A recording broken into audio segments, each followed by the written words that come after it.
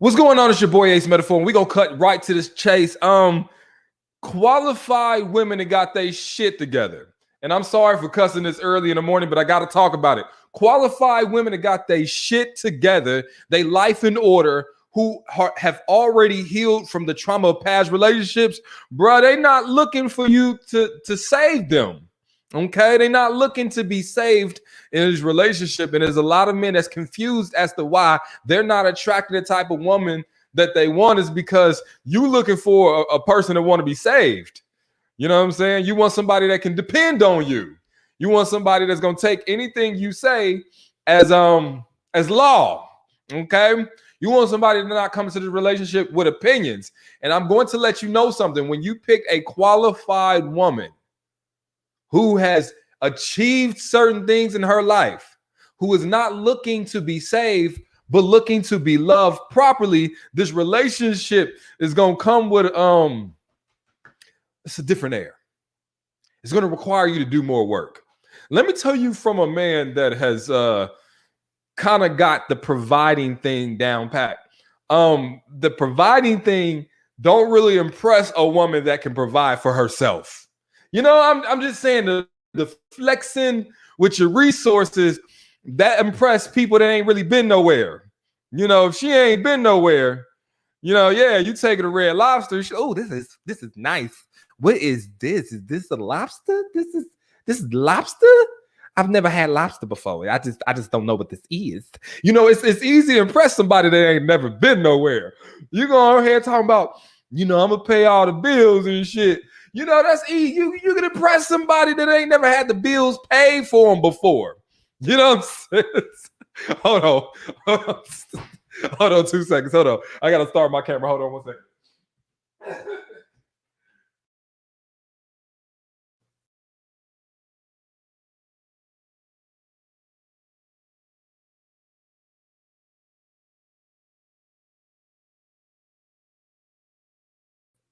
All right, we back. YouTube, I think y'all can see me. My bad. I was wondering why my camera was acting stupid. But let me start over for the people that didn't hear that. All right, for the people that just coming on. Listen, fellas, I know you wondering why yo flexing ain't impressing these qualified women, and the reason why is they ain't looking to be saved. They've already saved themselves. They've saved themselves from poverty. So here you are flexing the little money you got, thinking this is going to impress this woman. This ain't impressing this woman. You like, man, I can pay bills. She like, okay. I've been paying my own bills all my life. So, thank you, I guess. And you're expecting this woman to worship the feet that you'll walk on because you can pay some bills that honestly she has been paying for herself as a single woman up until this time. Now, I'm not saying this person is not going to be thankful that you take that responsibility on yourself, but you can't flex it as if this is something that she should just be like, oh my God. Now, again, brothers, it depends what type of woman you are picking. If you are picking women that ain't never been outside the hood, then go ahead, flex. Save her if that's what you want. You know what I'm saying? It's easy to impress. You take her out the country one good time. She like, oh my God, we went to a beach. We stayed in the all-inclusive resort. And you so used to dealing with dusty ass people that when you meet a woman that's already been to Mexico, she done already been out the States, she done already been to these all-inclusives by herself, she's actually expecting you to bring something else to the table. You know what I'm saying? All right, period. And all I'm saying is sometimes, man, we get into this savior mode that we forget that we actually have to love someone properly.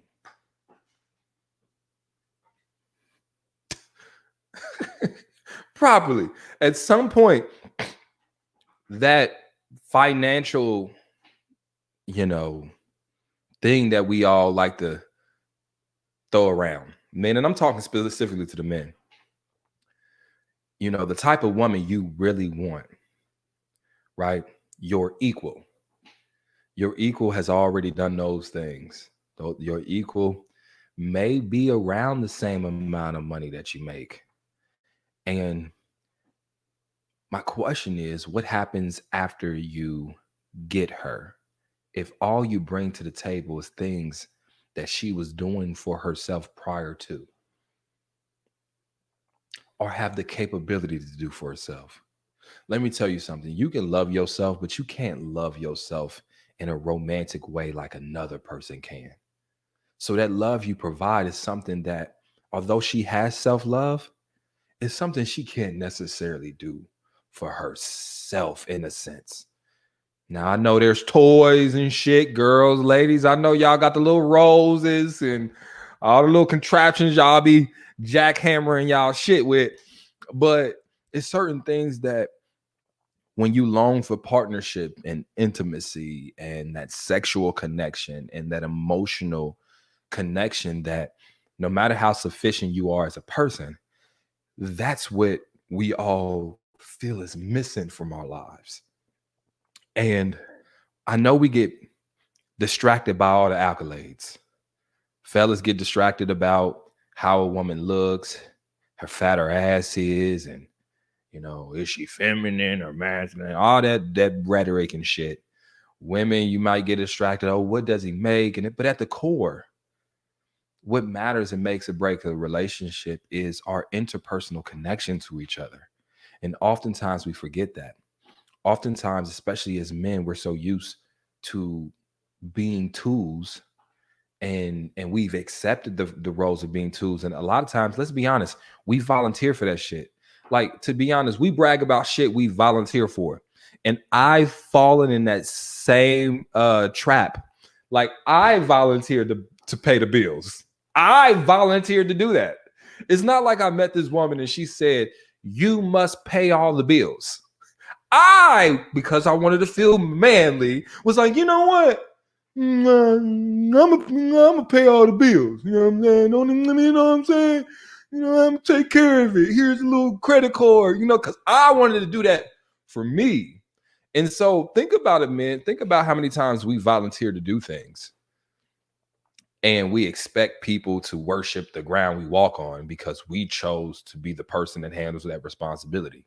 Because I guarantee you, a lot of the women that you're talking to, not to say that ladies, I'm gonna get on you guys in a second, but not to say that, they don't appreciate it, because it is appreciated. If you have a man that can support the whole household by himself on his own finances, that's really, really great. But the qualified women got their own shit that they in. That's great, but I still got my own career. That's great, but I still have my hobbies that I do outside of you. That's great, but my whole focus in life isn't you. The trade-off isn't I pay all the bills and you make your life about me. And oftentimes a lot of men feel that way. And so if you are one of them people, stick to basic girls. Stick to basic girls. And the reason I say that, there's nothing wrong with a basic woman. A traditional basic woman that ain't got a lot of shit going on for herself. She's going to make her life about you. And honestly, she might be thankful that you did save her. Maybe she was in need of saving and you saved her. And that debt of gratitude is what keeps her loyal to you. Not how much she loves you, not what you're actively doing, but the fact that when you met her, she was here and you got her to here. And a lot of men, that's why a lot of men like to save your role. Like, think about it. I feel like men complain about the choices we make. Like, we complain about women when they choose, or picky when they choose. And to the point where we're like, that's the reason you single, because you too picky. As if their pickiness is the problem. I actually think as men, our unpickiness is our problem. We're not as selective as we should be. Think about it. One of the biggest arguments, I was talking in the car, and we're going to start this podcast with a group of men. And one of the biggest arguments against getting married was, if you get married and then you get divorced, she takes half your shit. And I said, that's only if you're making a lot more. Why not marry a woman that makes almost the same amount of money as you? The problems that men complain about, losing your money and she taking half, is only because you choose to marry women that has significantly less money than you do. Therefore, when you get divorced, now you're worrying about her taking half. Think about it. If men had the same standards that women had, And I'm not sitting here acting as if, you know, men and women aren't different, because we are. But think about it like this. Think about it from this side. We talk about women's standards as if they don't care how a man looks. They do. So as much as we be like, well, men are physical creatures, we care about how you look. Yes, she cares about how you look as well. You know what I'm saying? I ain't really never seen good looking women typically are with good looking men as well. Like, so, so the fact that we act like our shallowness is just inherently because we're men and we don't care about the accolades a woman brings to the table is probably why we are dissatisfied a lot with some of our relationships, and also why we fear divorce so much. I believe, man or woman, you should marry someone that's close to being your equal. And that means in spirit and in heart and in finances, you know what I'm saying? Or drive or passion. So maybe whatever you lack in actual what you bring to the table financially, you make up in mission and passion. For example, if you are a missionary and you go to Africa to teach, Christianity to underserved people, which I don't really like that idea, but that's a conversation for another day. Then I understand you make up with purpose and passion. But a lot of times, think about it, fellas, you are picking women that don't have passion, they don't have drive, they don't really do anything financially. And the reason you are picking this woman is she's going to make her life about you. You want her to make her life about you. So what you do is you pick women that have nothing going on so that when you come in their lives, you can save them and they make their life about you. Now, what I'm saying, the reason I bring that up is this. The women you really want, they already got a life. The women you really want already got things going on for themselves. And there becomes our conundrum. We use the same tactics we use on women that don't got their stuff together with the women that does. And we think that that's supposed to compensate. If you're with a woman that doesn't have her shit together and you provide and you uplift and you save her, then again, that loyalty may overlook some of your flaws. That woman ain't gonna complain as much about you cheating because you paying for everything, and where else the fuck she gonna go? You know what I mean? Whereas a woman over here that has her own shit together, damn near make as much, if not more than you. It's certain shit she not gonna tolerate. And ladies, this is why I encourage you guys not to get discouraged. You see what I'm saying? I encourage you not to get discouraged, because the reason you are getting overpicked is because you have less tolerance for bullshit. I'll argue that a lot of these, and I'll say it, a lot of the misogynistic coaches that we see nowadays, especially from the men's side, they're not preaching to you to necessarily get better for you. It's more or less a loathing to you to accept treatment that you shouldn't. And the excuse for why you should accept treatment is because you're overweight.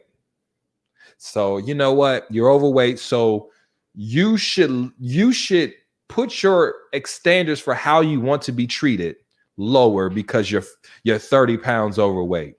So if a man doesn't talk to you right, or is slightly abusive in his mentality and his outlook and neglectful, you should say, I deserve this because I'm 30 pounds overweight, although he agreed to be in a relationship with me and he agreed to treat me right.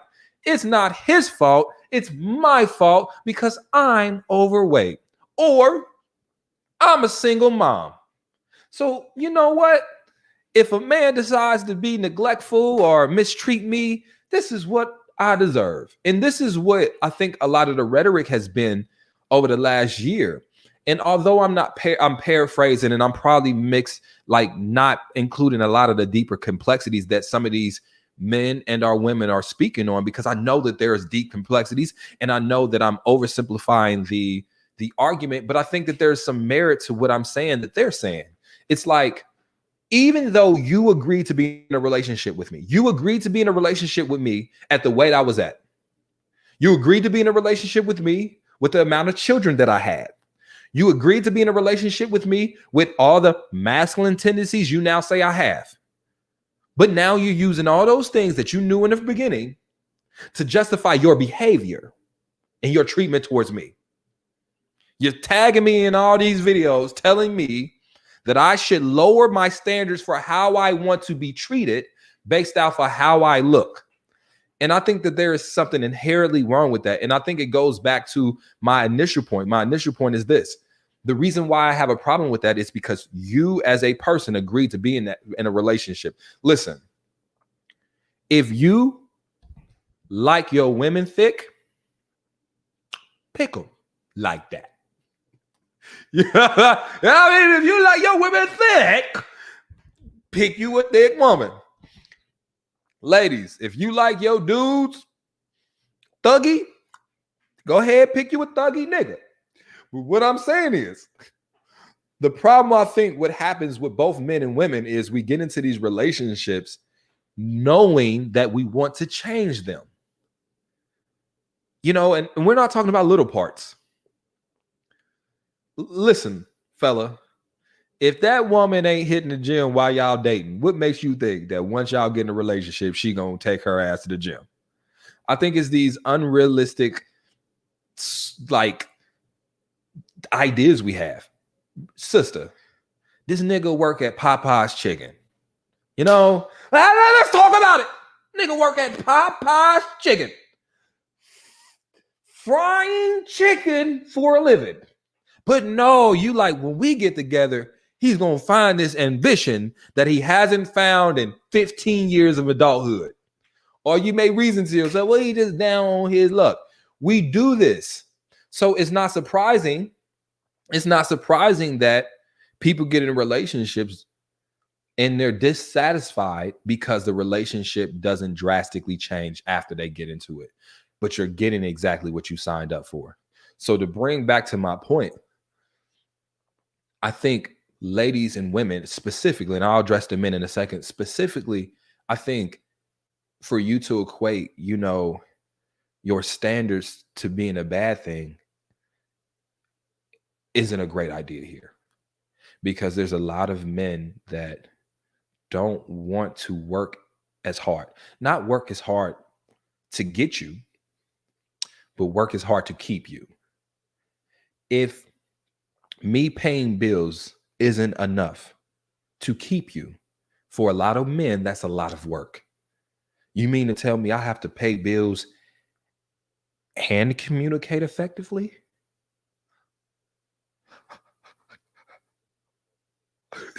They be having a confusion.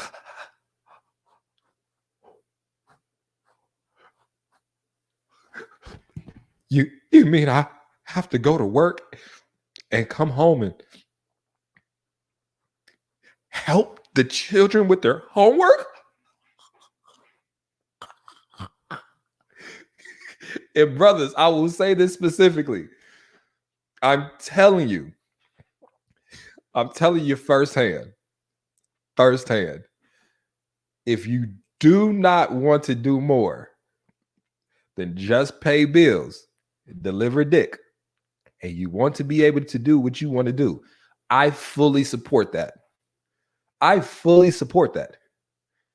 just want you to be realistic about what type of women will allow that and be cool with that. Because understand, just like you are using her, the type of women that will be cool with that will be women that will be cool with using you. The type of women that'll let you cheat and this, that, and other, you think they do, you think you the only one using her. She using you too. She know you doing that, but she cool with using your credit card, up in her life, get her shit together. So eventually when she leave you, she leaving you in a better position than when she got into this relationship. Y'all both using each other. But if you want a relationship that's more reciprocal, you know what I'm saying? And not listen, let me say this. I'm not downplaying you choosing someone that's not on their grind, fellas. But I also want the ladies to understand this. If you are a woman like that, if you are a woman that you need some saving, because all the women that's watching on Instagram right now, they're gonna pretend like they got their shit together. Every single one of them right now is like, I'm not looking to be saved. Double tap, comment, Ace talking about me. Some of y'all are looking to be saved. Some of y'all as fucked up as these niggas y'all complaining about. I'm going to be real with you. Some of you guys are as fucked up as the niggas you complaining about. I'm not gonna sit here and act like you not. A lot of you guys broke as fuck too. You ain't got $1,000 in your bank account. A lot of you all living with your mama still. A lot of you all, you ain't got your education together. You're working a dead-end job with no opportunity for progression. A lot of you all already got children without a father figure presence, and you are looking for someone to come in and be a father figure to the children you already have. So I want to make this obvious to people. Some of y'all are in need of saving, but if you stay in that department, you will have to pick from niggas that know they doing the saving, and a lot of times that comes with a burden you got to carry. A lot of times it comes with an uneven relationship dynamic. So my point is, if you don't want someone to treat you like you depend on them, then be in a position where you don't necessarily have. It's a powerful thing when someone knows that you really need them. Not in like the cute way, like not in like the romantic relationship. Oh, I need you. I'm talking about physically you need them. It's a different thing when somebody know that. Boy, they start moving different. Even the most what's the word I'm looking for? The most what's the word I'm looking for? Like genuine hearted people. It's just hard. It's hard. And I'll say this, like, you know, and I mean this. I want this to be serious. I want y'all to look me in my face. YouTube, look me in my face. The only man that you should be looking to save you is Jesus. If his name ain't Jesus, then I think you got some unrealistic expectations that's going to start codependent relationships that's going to be unequally slanted towards the person that's saving you. Because he know he's saving you too. Oh, he know it. So my advice for women is, if you are in a position that you need to be saved, upgrade your life, because your relationship is going to reflect that imbalance. Get to a point where you're self-sufficient. Get to a point where you have the things you are demanding from a mate.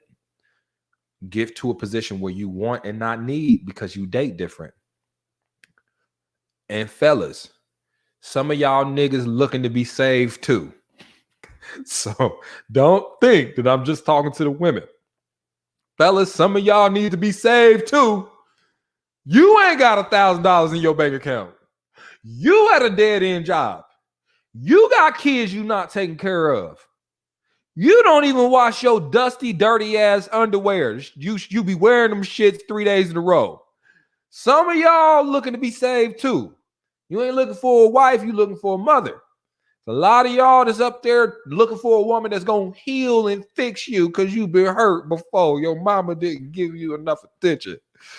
So you're looking for her to excuse that behavior that you exhibit that's destructive inside this relationship.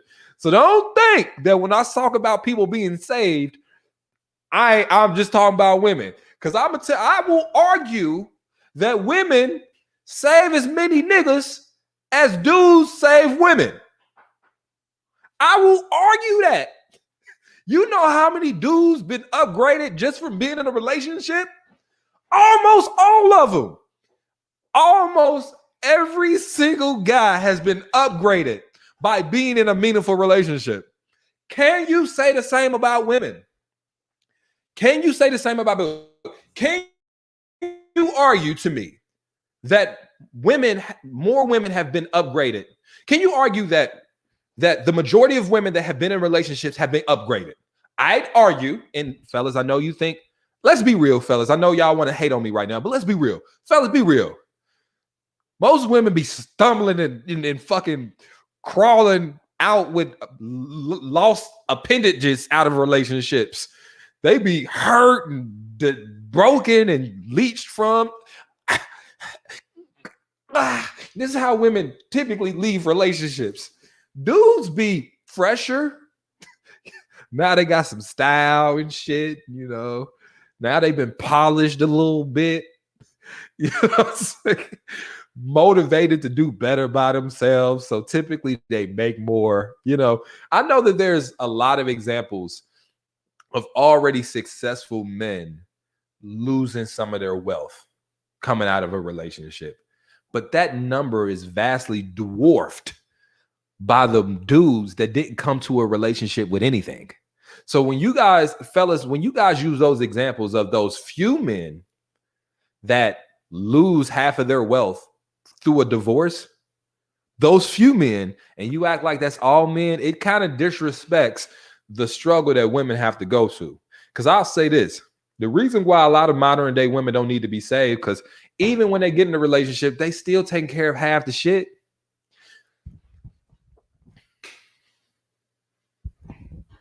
They are. Fellas, you can't be mad at me. They are. Shout out to black women. Can we clap it up for black women real quick? Clap it up for black women. Let's clap it up. Let's clap it up for black women. Let's do that. Clap it up for black women.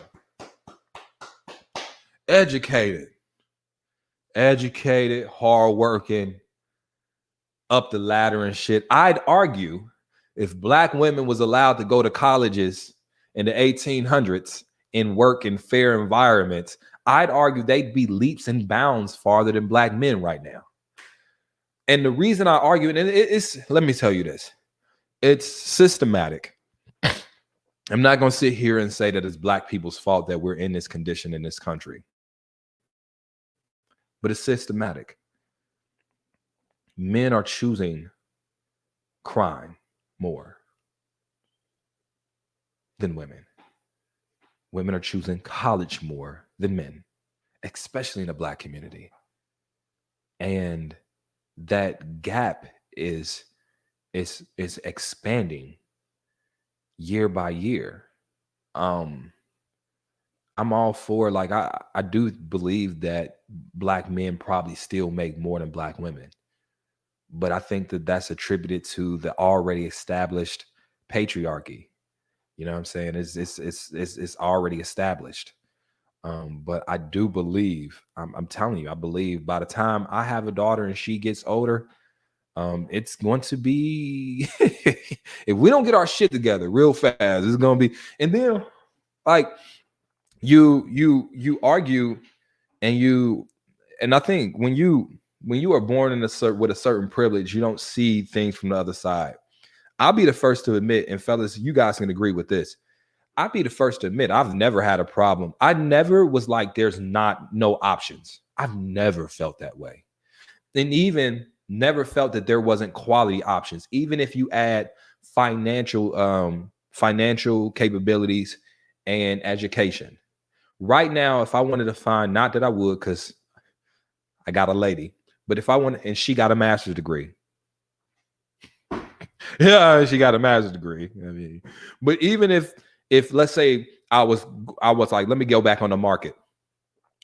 In my city, I can go and find a host of women with education, a bachelor's, a master's, that's working a salary job or a decent paying job, or have a trade in nursing or this, that, and other. I can find a host of women like that, and also attractive. You see what I'm saying? And also attractive. But I argue to the men to ask women if they feel like the options is the same for them. That they can go in their city and find a host of men that are educated, that are not felons, that are in a salary position holding down a regular job. It seems to be a disproportionate amount, which says to me that although, again, statistics might lie, and I'm gonna say this, I think numbers don't tell the whole truth because experiences do. Now, there's factors with that. Women, can you be more proactive with your dating life? Yes. Can you do better than proximity date? Yes. Can you open up your options, be open to traveling to meet different people and networking with different people? Absolutely. Can you be your best version of yourself? Absolutely. But listen, I can be a dusty ass nigga from Dayton, Ohio, that halfway got his shit together and get a woman that's doing her shit because of the options that she has versus the options I have. And fellas, again, I know you don't want to admit that, but you would admit that you've never had a problem finding a woman. For real, for real. You've never, matter of fact, niggas be juggling 4 or 5 of them because it's just so many options. Like, you know what I'm saying? It's so many. Now listen, brothers, the only brothers that's gonna disagree with this is brothers you just don't look that good. You know, maybe you don't look good or some shit like that. You're fat, you know, you got a belly and you broke. Now, if maybe y'all having problems that I don't know about, but as a qualified man, I'd never be like, damn, I can't find somebody that is as qualified as me. Never. But there are women who are educated, hardworking, decent looking to good looking, that when you look at your options, it's not the same across the board. And that's why I argue that we have to do better, especially when we talk about Black people. You know what I mean? Now, I wouldn't, let me be honest, Black women, I wouldn't even be mad at y'all if y'all said y'all wanted to go get you a motherfucking Billy or Chad or some shit. I wouldn't be mad at you. I mean, that ain't what I'm a pro Black love advocate, but I wouldn't even be mad at you if you brought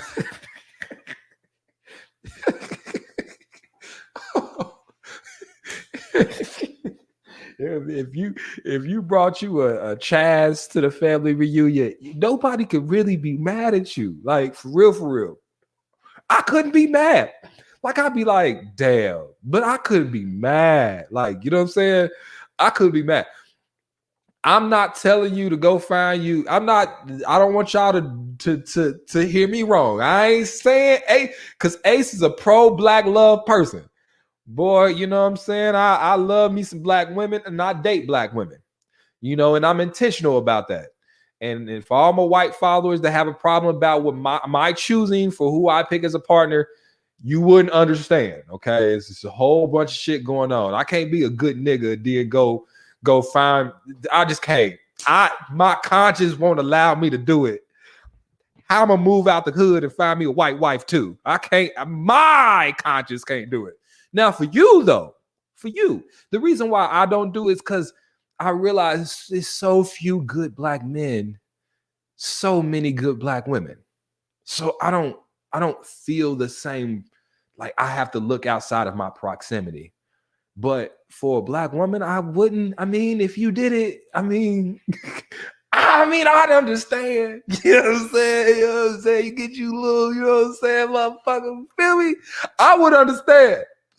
You know what I'm saying? I would understand. You know what I mean? And for all those people that, you know, if you're a different ethnicity and you're a different ethnicity and you're a fly on the wall in this conversation, it's a stigma.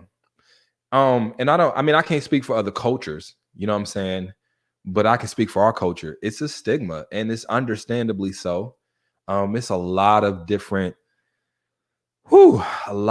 reasons why there is this stigma of dating outside your race inside the Black community. But I imagine it's the same way with certain other minority communities and also with white people as well. There's a stigma, especially think about it. Brothers that get successful. There's this stigma that now all of a sudden they want to go find them a white woman. And it happens. You know, that man to struggle hard with this black woman. Let him get successful. Now he feel like he gotta go get a white one. It's a thing. It's a thing. Sisters feel a certain type of way about it. And here's the thing: brothers feel the same way when a sister go get a white guy. And again, there's so much contextual things that goes in that conversation that we're not going to touch right now. I just need people that is a fly on the wall to understand there's a deeper psyche to that. It's a deeper psyche that goes back to just deeper. So I just need you to understand that I'm not calling that outlook wrong, because there's a reason why we have it. And there's a reason why, you know, I chose to date black women, because I love them. Okay. Love me some black women. Can't lie. You know what I'm saying? I just love me black women. So, you know, I date black women. You know what I'm saying? I'm sorry. I don't want to break nobody's heart.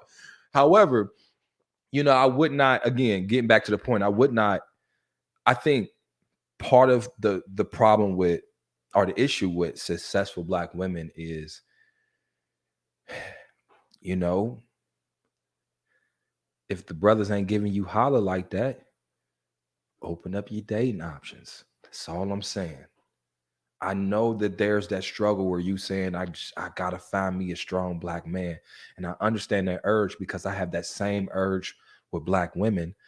But the difference is I have a lot of great options. And I just care about you being happy. Now, I don't know how it works. You know what I'm saying? Let me tell you why. Like, I was just talking to my lady yesterday. I was like, you know, because I was listening to this person talk about this. And I was like, you know, the difference is with me in my life, I've never been around enough white people to, even if I tried to date, I'd have some really good options. And for white people, I know you don't. For white people, I know you understand, because y'all don't be around black people that much. I'd be for real. In Dayton, I grew up in the west side of Dayton, Trotwood, and from youth on, the schools I went to, because of this is how it is. You are redlined, and our grandparents were redlined in certain cities or certain areas of cities. For my white people and even some of my black people, look this up. We were redlined, so we could only get housing in these parts of the city. That's why you have black sides and then non-black sides of cities, because of that reason. And then obviously the generations go on. So when I was born, obviously the side of Dayton that I was born on was majority black. Obviously you go to schools that are majority black. Functions, that's majority black. Then you have culture. Now, when you start to think about what types of clubs you go to or lounges you go to, you want to go to clubs and lounges that plays things that's from your culture. So hip hop, rap. So when you go out, the majority of people you see maybe on your side of the town is black. And so on and so forth. Even to the point where I do shows, it's not that I only market to black people. There is no way for me to tell Instagram and Facebook's and YouTube's algorithm to only show my content to black people. There's no way for me to say that. But if you've ever been to an Ace Metaphor show, it is 97% black people. It ain't that I made that up. It ain't like I'm saying white people don't come. So in my proximity, the only people that I see on a consistent basis for the rest all of my life, except now, let me be honest with you, I live next to white people now. They all around now. But was black people. So I dated my proximity. And then you have that familiarity where, you know, you have culturally things in common, et cetera, et cetera. So for everyone out there, understand if you're trying to open up your options, regardless if it's within the same race or a different race, that means you got to do things that you ordinarily don't do. Some of you guys live in places where maybe you have more diversity. I live in Ohio, and I think Ohio is pretty diverse, But you got to understand, no matter where you are, Black people are only 12% of the American population. But everyone growing up, all you seen was Black people, except for white people. But my Black people, y'all feel what I'm saying? Like everywhere you grow up, because we've been cornered in these places. So that aids to it's us, we have to stick togetherness. And I guess what I'm saying to certain Black women, and like I said, I would never say this out loud, but I guess I'm saying it out loud. If you feel like the options are slim picking with brothers right now, I think we all understand when you found you you know what I'm saying? I mean, we'd all understand. Now, I ain't gonna say people ain't gonna make jokes at the family reunion. I'm not gonna say that they ain't gonna let your man he ain't bringing the macaroni, and they gonna talk about him if he bring pumpkin pie. But we gonna get through it. We gonna get through it. Find you a man, though. You know what I'm saying?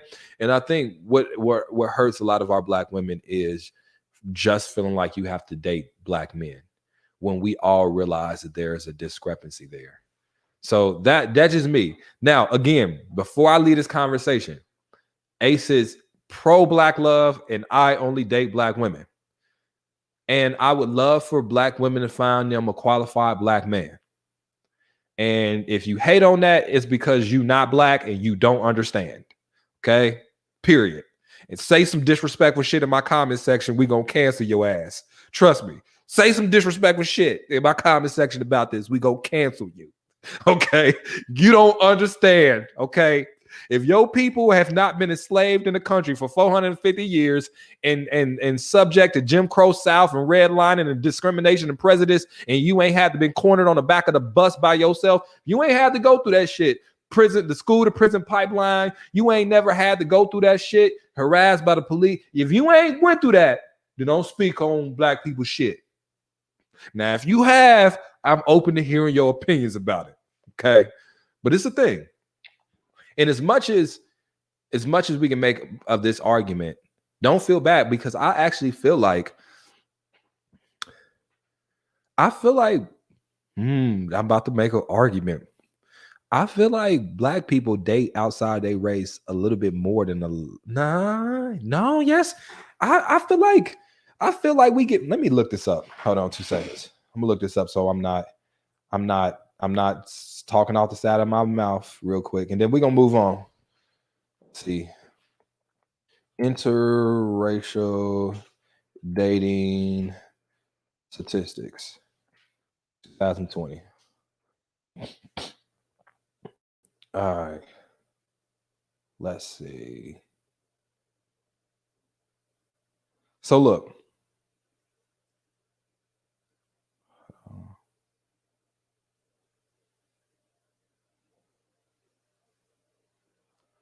So basically, out of all married people, only 10% of all married people are in what's considered a interracial relationship, or it could be our different ethnicities or race. So Asian, hold on. Let me do this.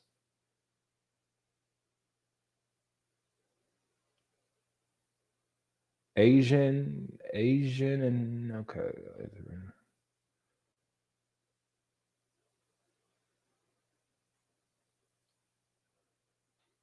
So look, Asian and Hispanic people are far more likely than Black or white newlyweds to marry someone of a different race or ethnicity, which I kind of figured. 3 in 10 Asian newlyweds or have a different spouse, and about the same for Hispanics. But when you go to Black and white, boy, Black and white be real picky about that shit. Bad history. This is bad history. You know? Or is it bad history? You know, it's just bad history. You know what I mean? Bad history. It's just bad history. This is just bad history. You know, that's what we gonna chalk it up to. Because boy, I tell you, it's this bad history. I don't think what I don't think white people understand is the inherent mistrust Black people have for white people. And the reason I don't think white people understand is because they don't have to understand. You know, you can live your life and not have to deal with black people at all for real. Be successful, have a good paying job, and not have to worry about the problems of black people. But I tell you, you know, I know a lot of people think black people don't think about slavery and prejudiceness, and yeah, I know y'all think we don't. Y'all think we don't think about that shit no more and how unfair things are. But black people think about that. You know, you don't know it because we have to play nice. Like, the path to success for a black person in this country, you have to be able to work well with white people. It's like you have to put how you feel to a side as a black person.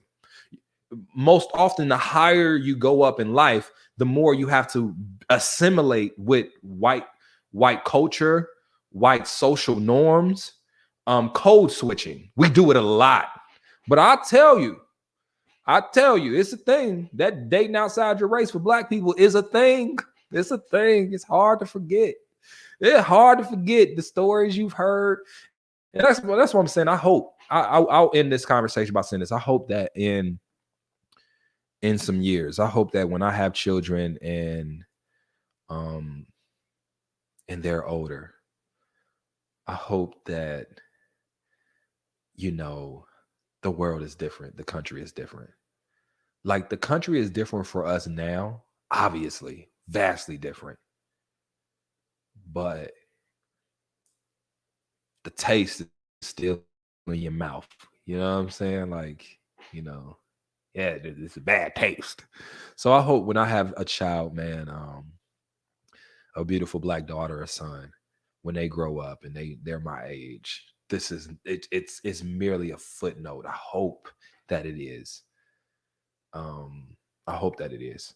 I don't know how we got on that subject, but I just wanted to say that for context, y'all. And I said I wasn't gonna go down this rabbit hole, but I just knew. And the last thing I said was this. I'm personally speaking for myself, I'm so attracted to black women. It's ridiculous. But it's not even just a fetish, like, I like the way they body looks type thing. But what's not to like? Oh, the lips. You know what I'm saying? The hips. Blacker the berry, sweeter the juice. What's not to like?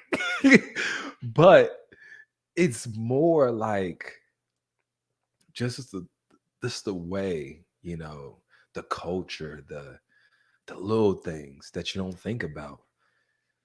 It just gives me just like an appreciation. And the one thing I would say about a black woman, she loves herself a black man. Like, I mean, a black woman will ride for a black man, even if that black man ain't ride for himself. So imagine if you were actually feeding back into that black woman and you were there and you were dependable, how much more that black woman would love you.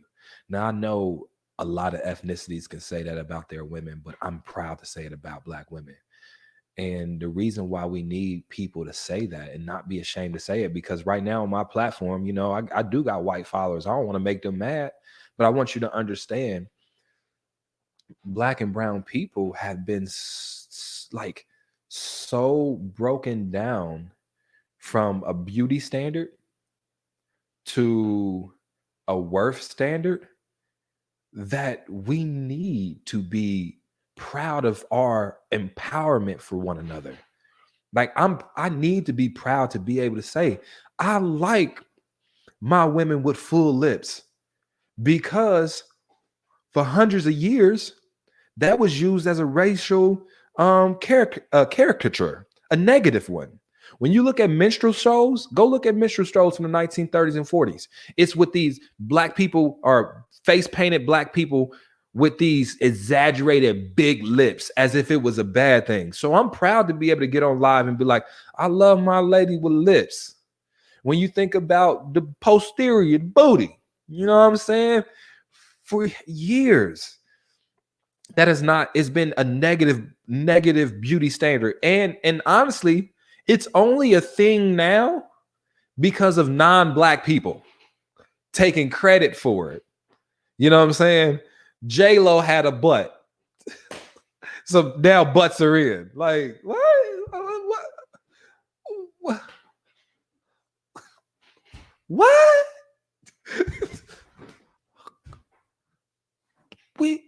we've been having butts. But J-Lo get a butt and now it's popular. You know what I'm saying? And so I'm proud in my support of Black women and how I love a Black woman. And I think we need more Black men to say that, and not just in a sexualized way, not in a fetishizing way, because you'll get Black men to say it in they rap songs and they R&B songs, but it's always in an over sexually misogynistic way. I say it in a way in which I appreciate. Like I said, I'll be honest with you, I wouldn't be where I am now if it wasn't for Black women. You can't tell me nothing different. Black women bought my card games. Black women came to my shows. So I just was like, I couldn't see my boy. Ooh, the betrayal they would feel if I came and I showed y'all Becky. Ooh, the betrayal. Ooh, now the betrayal. That's how it would be. It would be like, ooh, Ace. Ooh, it would. Ooh, I couldn't do it. Oh, I couldn't do it. Could y'all? Would you? Ooh, ooh, shit. Oh, ooh, I could only imagine. Hold on. That's what it'd be like. Hold on now. I know this nigga didn't take our money, sold us these damn card games and books and tour Black woman this, that, and the other, and then brought his ass home or back. I know he didn't. I know that's what y'all would do to me. I know that would. Boy, I tell you. But hey, listen. Boy, I know that. I know that'll happen. Like that. Oh, quit looking at my shit. Y'all nasty. Quit looking at my shit. Damn, my bad. Y'all nasty. Why y'all so nasty? All right, I'm gonna say this. My bad. YouTube, y'all can't see. I got on these shorts and I backed up. And on Instagram, they was looking at my growing region. Y'all need to stop it. Stop being. Why y'all like that? Huh? Why y'all like that on Instagram? What is going on with y'all today? All right. My bad. I have my little situation out. My bad. At least I got on pants. Thanks for somebody for telling me, oh my God. All right, so I'm gonna end it by this. So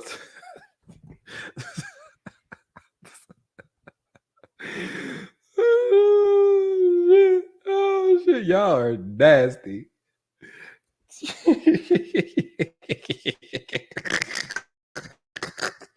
All right, but back to the point. Back to the point. I'll say this. I'm gonna give a message to the men and women, specifically Black men and women. And I never really talk about this because I try to keep my feelings to myself about certain things, but I will say this. So if you're watching at this point, this will be the first time you've ever heard me say this. Black men, I think we are capable of great things. I think that we, not to the fault of our own, we doubt how much we can shine, and we shy away from the responsibility that shining light brings. But I want you to know that you are capable of doing that. And I want you to first do that for yourself. I want you to first shine your light for yourself. I want that light to lead your path, and I want that you to accomplish great things. And along that way, I do not want you having babies. I do not want you getting into relationships in your early 20s that you are not capable of effectively navigating. I want you to find yourself first. Too many of our Black men are still lost. And it's not surprising because we were lost as a people for a long time. All right. My father wasn't around when I was growing up, so I had to find my own way. Your father probably wasn't around when you were growing up, so you had to find your own way. And now you are having children and you're not there for your children because you have normalized the father not being around in your life. And I want you to understand that if you stay single and childless to the later parts of your 20s or 30s, you will be more successful. If you make a commitment to yourself to say, no matter what, if I have a child, I'm going to be a great father. I'm going to be involved. I'm going to be there because that is my responsibility. If you make a commitment to your wife that you choose to marry, that I'm going to honor these vows, I know it's going to be tough, but I am. You will be not only a better person for yourself and reap the rewards and benefits being a disciplined, committed, responsible man has, but also you'll be better for that Black woman. Now, Black woman, I want to tell you this. I think you are doing a great job. I think you are. I don't think the reason that you're not getting picked is because you're doing anything wrong in a vacuum. But I do think that there's improvements you can make. So if you are a Black woman and you hear me right now and you're young, don't have children. The same thing I said to these niggas. Don't have children until you are married. I think this is the one improvement you can make that will drastically change your life. Do not have children until you are married. Now, does this guarantee that this father is going to be there? Absolutely not. But does wearing a seatbelt guarantee you'll never get in an accident? Hell no. It just makes it a little better, a lot better if you ever do. Is having airbags going to guarantee that you never get in an accident? No, but you're going to be able to walk away from it healthier than you would have otherwise done it. Think about it, ladies. And devoid of finding a true purpose and calling, you find men. This is why a lot of you guys are here now. Let's be honest. You're here now because you're devoid of purpose and a path. So now you are looking to a man to find a man to provide you that. When you are 19 and you're 20 and you're 21 and you're 23 and you're 24, you're so pressured by men to the point where you're loath to sleep enough to have a child by that man you know ain't gonna be there. He fucked up and you think you gonna change him. He a boy still, his father wasn't in his life. But we are making these decisions young. I will also say this is an open letter to Black women. I'm a man. It's hard for me to really give you really great advice as to how to be a really great woman. Like I was able to really tell men, okay, these are the things you can do because I am a man. It's hard for me as a man to tell you what will give you better outcomes as far as, you know, what you can do as a woman to be better. Like it's not my position to do that. However, I do think that child thing, that not having children until you're married will drastically change your results and your trajectory in life. And for the people that already got kids, damn, I mean, I wish I had something else to say right now with that. But let's be honest. I think single parenthood is plaguing the Black community in ways that no other community. It's an epidemic. It's epidemic proportions. Dudes are having children and they don't feel the same responsibility to take care of those children like women are. Women are left to foot the bill. What happens is like a dude take you out on an expensive ass date and run out on a check and you left with it. This is what's happening when you are having these kids with these men. Yes, they're going to tell you, all these these half truths, and at the times they think it's true until it's time to actually pay the bill. Oh yeah, let's get this, let's get that. We're gonna be together, blah, blah, blah, blah, blah. When the kid come, where they go? They run out. And you left holding the check.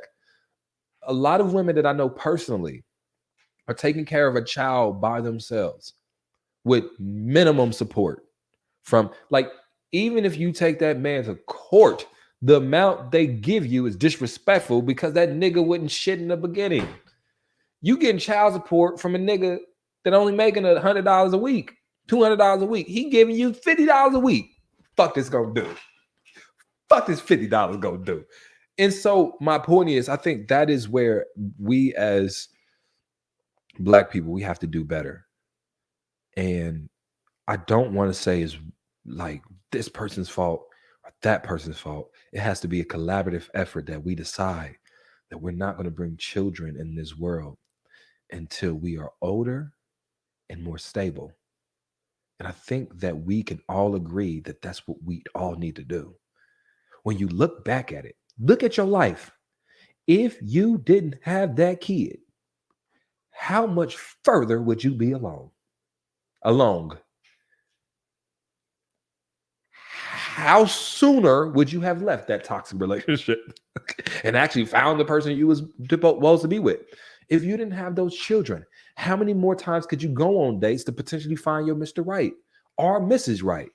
Brothers, I wish I could say the same about you, but some of y'all ain't taking care of your kids. So you already, it's fucked up because it's true. Like, you're already, you don't feel the same burden. But I do say for the men that are actively trying to take care of their kids, it's a burden. Trying to pay for shoes and school clothes and this, and then still follow your dreams. You're having a child and you're still a child. You know that man, think about when you had how old your baby daddy was when you had a kid with him. Early 20s. Most. Early 20s. I could tell you just by looking at that dude's age, he was not going to be a great father. Because I was 22 or 23 before. At 22, at 23, and look, ladies, the ladies that say I love my kids, this is not what it's about. This is not what it's about. I'm not sitting here telling you that you don't love your kids. For the men out there, I'm not saying that you don't love your kids. I'm saying single motherhood is an epidemic inside the Black community, and we have to fix that. We have to bring our children in the world when we are on better footing mentally, spiritually, and financially. We can't be children having children anymore. That's something we have to do better at. So let me say this. Black single parent statistics. Look, and this is all we got to read right here.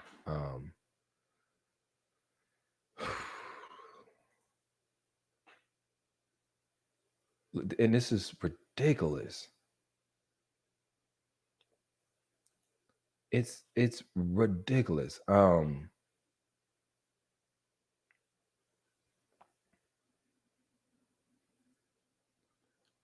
So this is, there are 4.2 million single mother households, Black mother households. And like I said, it's damn near what, 70 to 80%. It's bad. And it's horrible. There's no other way to put it.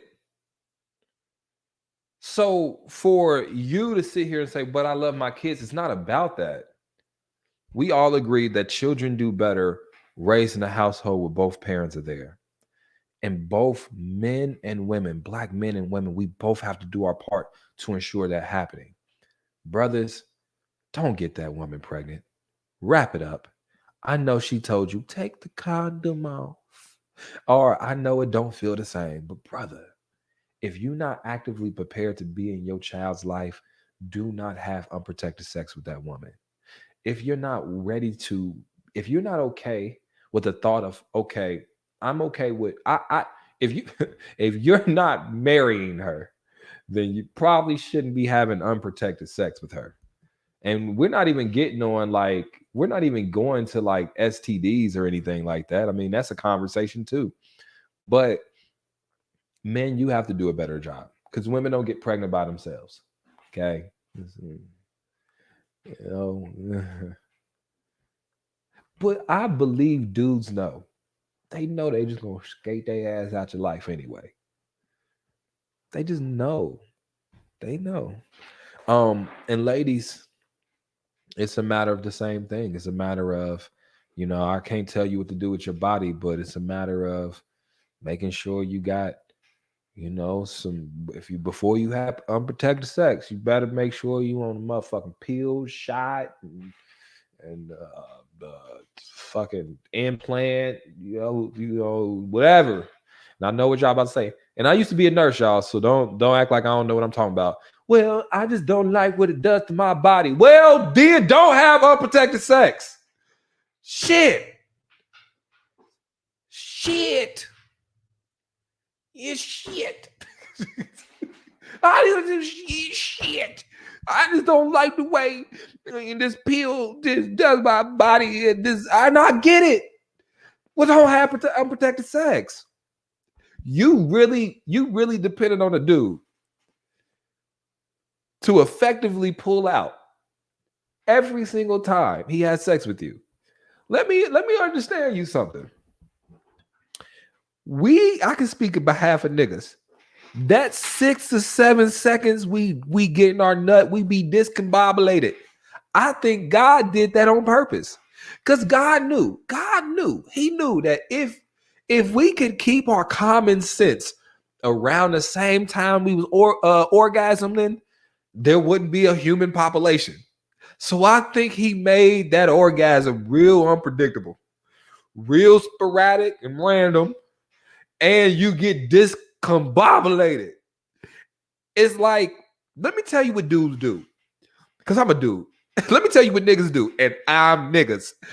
We wait to the last possible time to get the nut off. Like we want to keep it into the last possible moment.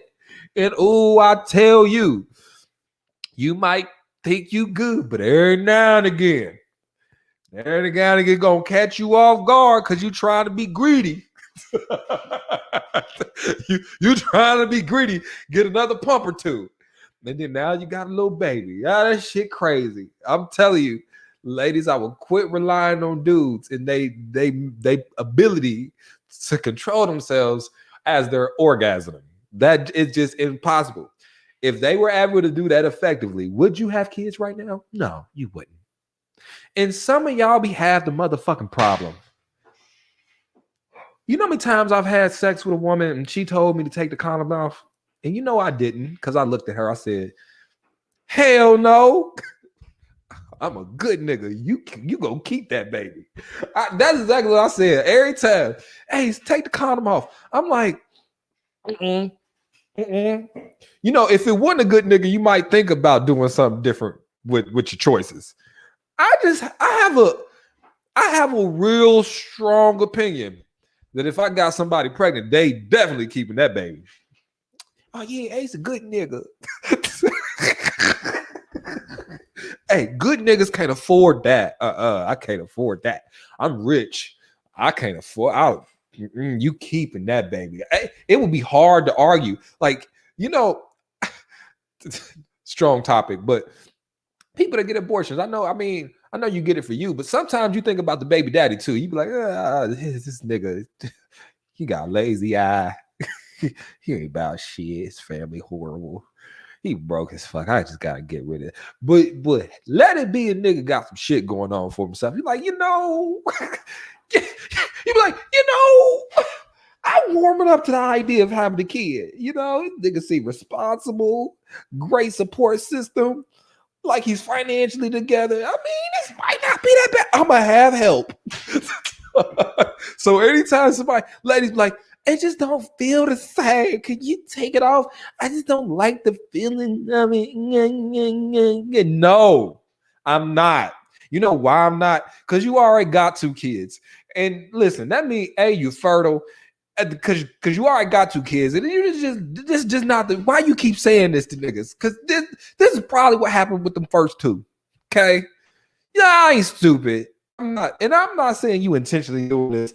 But let me tell you something. Also,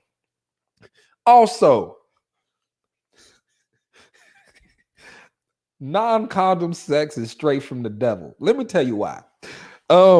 It's too much. It's too much. Hey, it's too much. Ladies, y'all don't understand. You know, maybe y'all do. I ain't the one, but you don't understand. That's a lot. That shit too much. You be sitting there and that getting lost in the sauce. Motherfucker just feel too good. With a condom it feel good, but it's bearable. You know what I'm saying? It's bearable. You know what I'm saying? You get your work in. You know, it's just because there's a barrier there. You know, it feel good. You feel me? But you know, it's just you can work with that. You know, motherfucker, take that motherfucking condom on. She got that whop. She got that one whop. Oh hell nah, bruh. This too much. It's just too much. Ask any guy. If you used to having condom sex and then you don't have condom, ooh, it's just too much. It's too much. Ladies, like, you be wondering why a guy only lasts 3 minutes. Cause you don't understand. You don't understand what I'm going up against. Your shit making noises. It's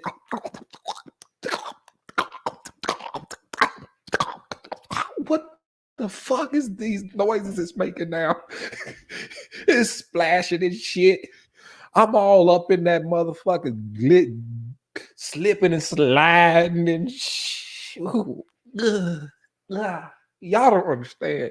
And so you really trust me to pull out of that? Stop. Y'all gotta stop. You know what your shit be doing. Stop it. Stop it right now. Stop. And I got to give me a tissue at some point. Stop it right now. You know what the fuck your shit be doing? That's why you got those kids. That's why you got that wop you got. Some of y'all got to understand what the fuck you got going on down there. You can't be letting people go raw. No, stop it. Stop it. Have you ever seen a nigga's face when he nutting? Do it look like he got control of his body? No, because I'm getting sick of this. Look at me. Do it look like he got control of his body? When you see a dude nut, does it look like he has control of his body? Does it? Or do he look like that's what the nigga look like?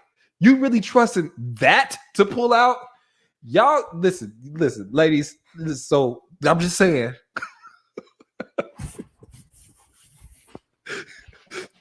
I'm just saying. But let me tell you, ladies, y'all be falling for some shit. Let me tell you why. Y'all be falling for some shit though. Because first of all, how many times is let me just put the tip in, lay it to a little baby? Ladies, we got to talk about this. I need you to make this make sense to me. He say, let me just put the tip in. What the fuck you think is going to happen? The tip just going in? Explain how this works.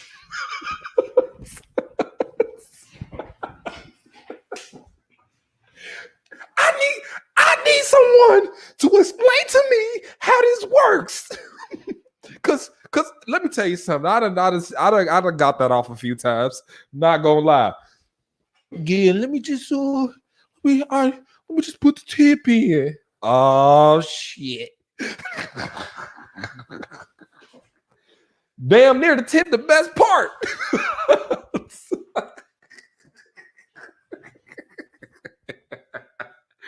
Oh no. Ladies, I need answers. If you ever fell for the dude saying, let me just put the tip in, I need answers. What did you think was gonna happen? I want answers immediately. Not tomorrow, not next week. I want answers right now. I want answers right the fuck now. Now. Answers now. What did you think was gonna happen? Huh? I need answers. And fellas, if there's a fella, what I mean, no, see, dudes know. Okay, I'm gonna start with the tip. Yeah, because you know the tip the best. I mean, you motherfucker tip. You listen, you can put the tip in and do some work. You can put the tip in and do some work. I mean, some people. I can't speak for all men. Okay. Can't speak for all men. But certain niggas' tips can get some work done. I can't speak for everybody. But some dudes' tips can do some work. You know what I'm saying? You know what I mean? Then she start gyrating her hips and shit. Like, oh shit! No, I'm just. What you think was gonna happen?